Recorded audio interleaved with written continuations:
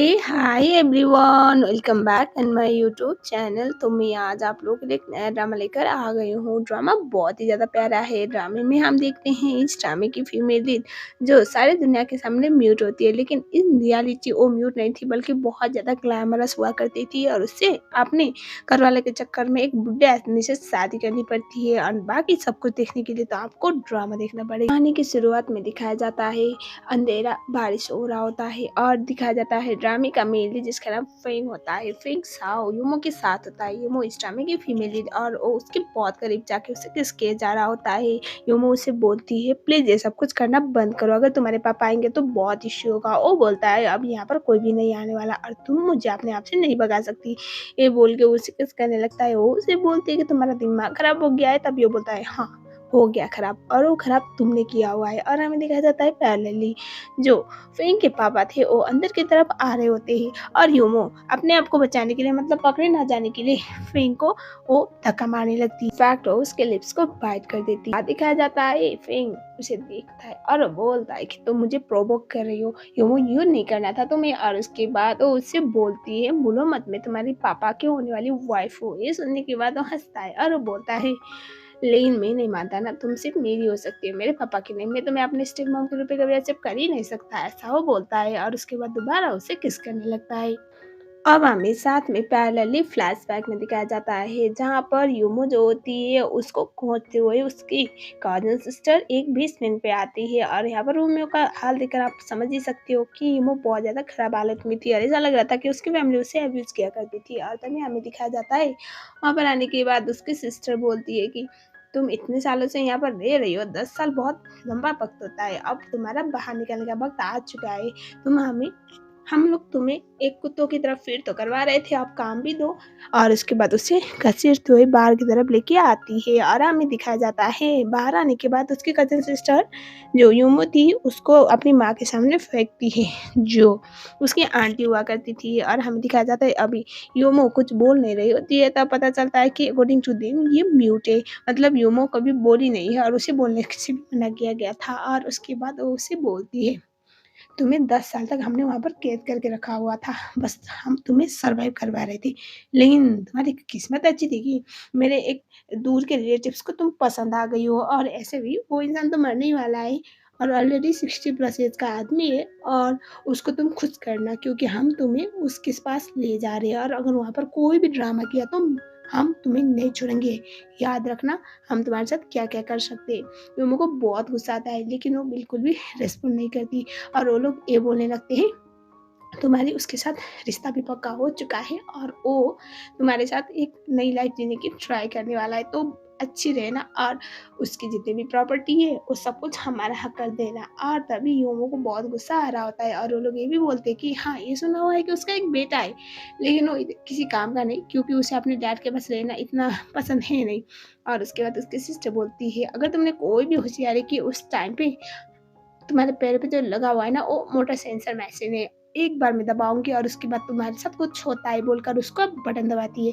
उसके बाद इमो को बहुत बुरा करने लगने लगता है और उसके बाद वो हंस के बोलती है कि अब तुम्हें सैंपल तो दिख चुका होगा तो आई होप तुम कोई गलती नहीं करोगी बहना, बोल के वहाँ से वो चली जाती है। इमो बहुत ज़्यादा परेशान थी, वो बाथटब पे जाती है और मन ही मन में बोलने लगती है कि तुम लोग मेरे अपने थे लेकिन तुम लोगों ने 10 साल तक मुझे जानवर की तरह बेसमेंट में कैद करके रखा। अगर तुम लोग ना होते तो आज हमारी लाइफ अलग होती। मेरी मॉम को मारा और तुम लोगों ने मेरी मॉम से मेरी सारी प्रॉपर्टी, उनकी सारी प्रॉपर्टी छीन ली, और तुम लोगों को क्या लगता है मैं तुम लोगों की पॉपेट बन के रहूँगी? ठीक है, थोड़े दिन 2-4 दिन में कर सकती हूँ तुम दोनों की पॉपेट होने का ड्रामा, लेकिन मैं कोई ना कोई ऐसा तरकीब निकाल ही लूँगी। मुझे बस इस बेसमेंट से बाहर निकलना था। अब मुझे निकलने का चांस मिल चुका है, मीन्स अब मुझे कोई ना कोई और मौका भी मिलेगा और मैं उसके बाद एक बार बाहर बेसमेंट से बाहर निकल चुकी हूँ, मीन्स अब तुम लोगों का शिकार करूँगी क्योंकि हर बार ज़रूरी नहीं कि मैं शिकार बनूँ, मैं कभी-कभी शिकार करना भी जानती हूँ। और वो बाथटब में नहाने लगती है। यूँ बोलती है तुम लोगों का शिकार तो मैं खुद करूँगी। उसके बाद ये वो एक क्लब पे जाती है जहाँ पर वो बड़ी ब्यूटी बन के आई हुई थी और वो मन ही मन में सोच रहे होते हैं कि उन लोगों के हिसाब से मुझे उस बुड्ढे से शादी करनी है और उसको अपना फ़ायदा उठाने देना है। मुझे अच्छी तरह से पता है उस बुड्ढे को मुझसे क्यों शादी करनी है जो नॉर्मली लड़के लड़कियों से चाहते हैं, लेकिन मैं ऐसा होने नहीं दे सकती। उससे शादी करने से पहले मैं कोई नया लड़का ढूँढूँगी, उसके साथ फिर करूँगी और उसके बाद जाऊँगी, उसके बाद फिर देखती हूँ उसको कितना मज़ा आता है मेरे साथ, ऐसा वो सोच रही होती है। और तभी हमें दिखाया जाता है वहीं से क्रश हो जाता है हमारा बंदा मतलब फेंग, और उसे देखकर बहुत सारी लड़कियों का ध्यान उसकी तरफ खींचा जा रहा होता है क्योंकि हमारा बंदा था ही इतना हैंडसम। और तभी हमें दिखाया जाता है यूमो का भी उसकी तरफ ध्यान जाता है, जो इनका पहली बार इंटरेक्शन। और उसके बाद हमें दिखाया जाता है फेंग के बारे में ये बोला जा रहा होता है कि शेर का one of the richest person का बेटा है, और बाद में वो अपने फैमिली का जो भी बिजनेस है वो सब कुछ वही संभालने वाला है। चलता फिरता एक प्रिंस वहाँ पर था। सब लोग उसे देखकर बहुत ज़्यादा अच्छी-अच्छी बातें कर रहे थे। तभी योमो सोचती है अच्छा तो मेरा जिगर ये होने वाला है। उसके बाद हमें दिखाया जाता है जो योमो होती है वो देख रही होती है कि वहाँ पर एक लड़की थी जो फेंग के पास जाती है और उसके बाद उसे ड्रिंक ऑफर करती है। और तभी फेंग जो होता है उसे देखता है, उसके गाल को टच करता है और उसके बाद उसके चेस्ट के साइड पर जो माइक्रोचिप उसने रखा हुआ था उसको निकालता है और वो बोलता है जाओ, जिसने भी तुम्हें भेजा हुआ है उसे जाके बोल देना कि ऐसे थर्ड क्लास चीज़ें मेरे साथ ना करे, क्योंकि मैं दोबारा बर्दाश्त नहीं करूँगा और कोई भी मुझे फँसा नहीं सकता क्योंकि मुझे फँसाना इतना ईज़ी नहीं है। ऐसा बोल के वहाँ से उसे भगा देता है। और तभी और उसका दोस्त बोल दे रहा होता है कि फेंग को फँसाना इतना ईज़ी है नहीं। उसको ऐसे कोई रैंडम लड़कियों पे इंटरेस्ट नहीं आता, उसका एक लेवल है। ये वो सोचती है ही इज़ माय प्रे। उसके बाद वो उसके पास जाती है और उसके सामने बैठती है। वो बोलता है एक को भगाया अब दूसरी आ गई, क्या चल रहा है यहाँ पर, लड़कियाँ इतनी ज़्यादा फ्री बैठी हुई है क्या, गेट आउट। तभी वो उससे देखती है और उसके बाद उसे इशारा करते हैं कि मैं तुम्हारे साथ सोना चाहती हूँ। वो बोलता है म्यूट, मतलब तुम बोल नहीं सकती, sorry I am not interested. और तभी उसे ये बोल कर के यहाँ से जाओ बोलता है तो वो नहीं जाती। उसके बाद वो उठ के वहाँ से जाने वाला था, योमो उसे धक्का देती है और उसके बाद उसके गोदी में उसके बहुत करीब आती है। योमो जो होती है उसके बहुत करीब थी और उसके बाद उसकी क्लोज जा ही रही होती है और उसका जो तरीका था काफ़ी ज़्यादा खतरनाक था।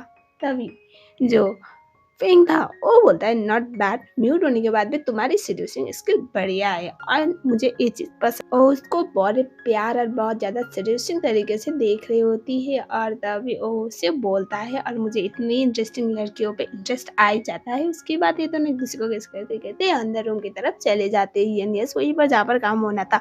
अंदर जाने के बाद हमें दिखा जाता है फेंग तो ऐसे टूट पड़ा था जैसे कि उसने किसी लड़की को इतनी करीब से आज तक देखा नहीं है।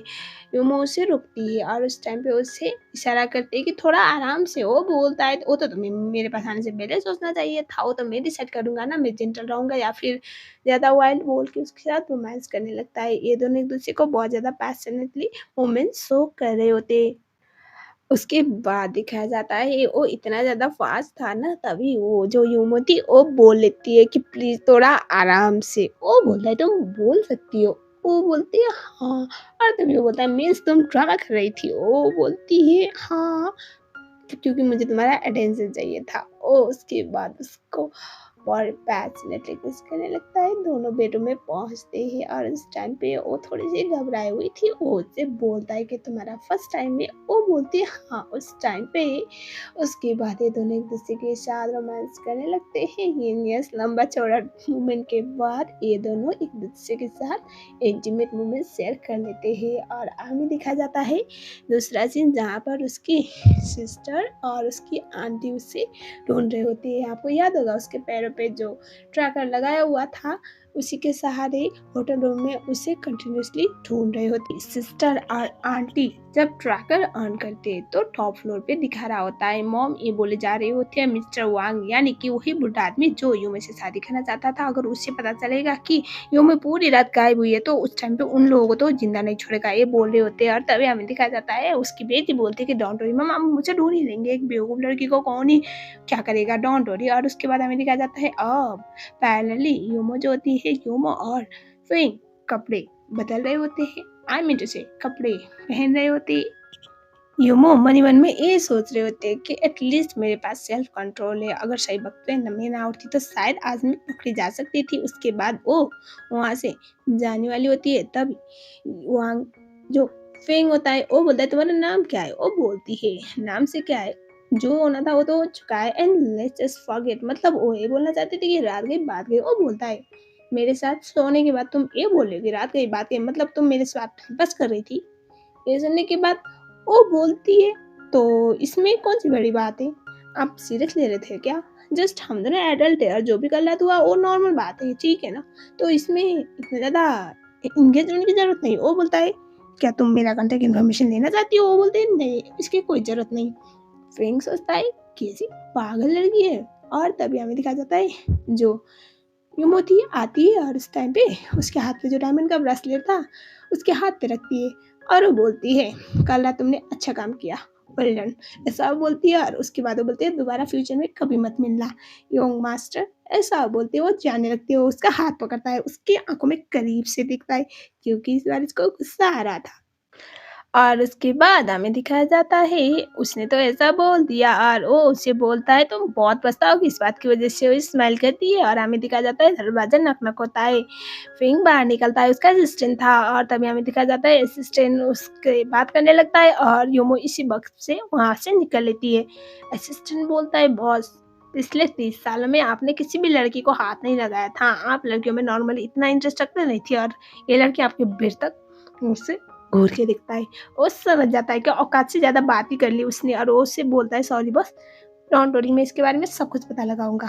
वो बोलता है, 24 घंटे के अंदर मुझे इस लड़की के बारे में सारा इन्फॉर्मेशन चाहिए, मैं जानना चाहता हूँ हु इज एक्चुअली शी। ऐसा वो बोलता है और तभी हमें दिखा जाता है पैरेलल सीन जहाँ पर योमो को ढूंढते ढूंढते उसकी आंटी और उसकी बेटी पागल की तरह बौखलाए हुई थी, उसे ढूंढना चाहती थी, उसे देखना चाहती थी कि है कहाँ पर, क्योंकि वो मिल ही नहीं रही होती है।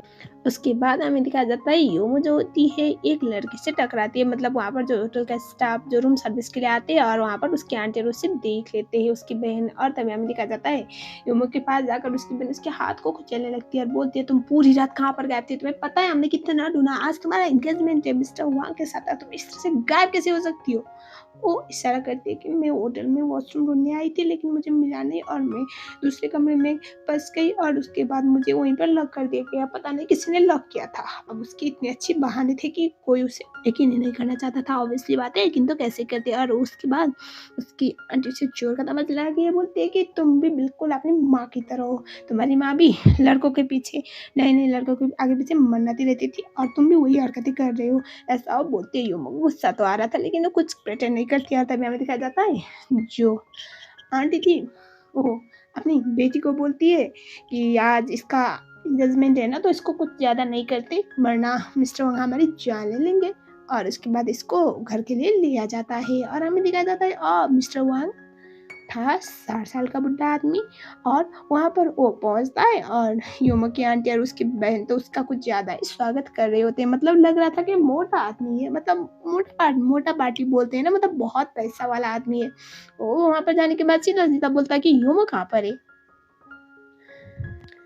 जहाँ पर हम देखते हैं योमो प्रिंसेस की तरह बनकर नीचे की तरफ आ रही होती है। बुढ़ा तो थोड़ी देर तक तो उसे देखकर देखता है। इस टाइम पे वांग जो होता है वो योमो को बोलता है, तुम बड़ी प्रिटी लग रही हो। तब योमो स्माइल करती है, योमो के गाल पे हाथ के निशान थे। वो बोलता है, तुम्हारे गाल पे क्या निशान है, क्या हुआ? तभी योमो बोलती है, नथिंग नथिंग, ऐसे मतलब वो इशारा करती है और वो इशारा करती है कि कुछ नहीं, मेरी बहन ने कुछ नहीं किया, कुछ नहीं किया। और अभी योमो की बहन डर जाती है क्योंकि वांग के सामने ये तो नहीं बोलना था। और आंटी भी बोलने लगती है, नहीं नहीं कुछ नहीं किया मेरी बेटी ने। वो बोलता है, अगर तुम्हारी बेटी ने कुछ नहीं किया तो इसके गाल पे निशान क्यों हुए? और तभी वो बोलता है, मैं तुम्हें रिवार्ड देना चाहता हूँ। और उस टाइम पे योमो की बहन को बोलता है, हाथ आगे करो। और उसके बाद जलते हुए कैंडल का जो भी उसका फ्लूट निकलता है उसके हाथ पे गिरा देता है एज एन पनिशमेंट। और तभी जब वहाँ पर आंटी ये बोल रहे होते कि मेरी बेटी ने कुछ नहीं किया, ये तो थोड़ी सी बदतमीज हो गई थी, इस बात की वजह से इसको सबक सिखा रहे थे। और ये सुनने के बाद तो अंकल जी को वांग को बहुत गुस्सा आता है। ओ बुढ़िया को भी दो तो लगा ही देता है और यूमो ये देखकर हंस रही होती है, मतलब उसको सुकून महसूस हो रहा होता है। तो फ्लैशबैक सुकून महसूस हो रहा होता है। तो फ्लैशबैक टाइम जहाँ पर यूमो ने जानबूझकर वॉशरूम में जाकर अपने आप को जोर जोर से तमाचा मारा था, क्योंकि आपको याद होगा होटल पे ऑलरेडी उसकी आंटी एक तमाचा उसे मार चुकी थी। और हमें दिखा जाता है अभी वांग बोलता है, अभी नेक्स्ट मंथ हम दोनों शादी कर लेंगे, आज हमारा एंगेजमेंट है और मैं कभी भी नहीं चाहूँगा कि कोई तुम्हें परेशान करे या फिर तुम्हें कुछ करे। वो स्माइल करती है और तभी हमें दिखा जाता है वहाँ पर आता है फेंग। फेंग को देखकर वो बोलता है, ओह तुम आ गए, मैंने सोचा नहीं था कि तुम मेरी शादी अटेंड करने के लिए वापस आओगे। और तभी वो बोलता है, यूमो इससे मिलो, ये है मेरा बेटा फेंग। और जो मेरे खानदान का वारिस भी है। जब यूमो फेंग को दिखती है और फेंग यूमो को दिखता है तो उसके बाद ये दोनों तो एक दूसरे को देखकर शॉक हो जाते हैं। लेकिन इन दोनों को ऐसे प्रिटेंड करना पड़ता है कि they don't know each other. उसके बाद ये लोग साथ में खाने के लिए बैठते हैं और तभी डैड मतलब वांग फेंग को बोलता है कि ये तुम्हारी होने वाली मॉम है।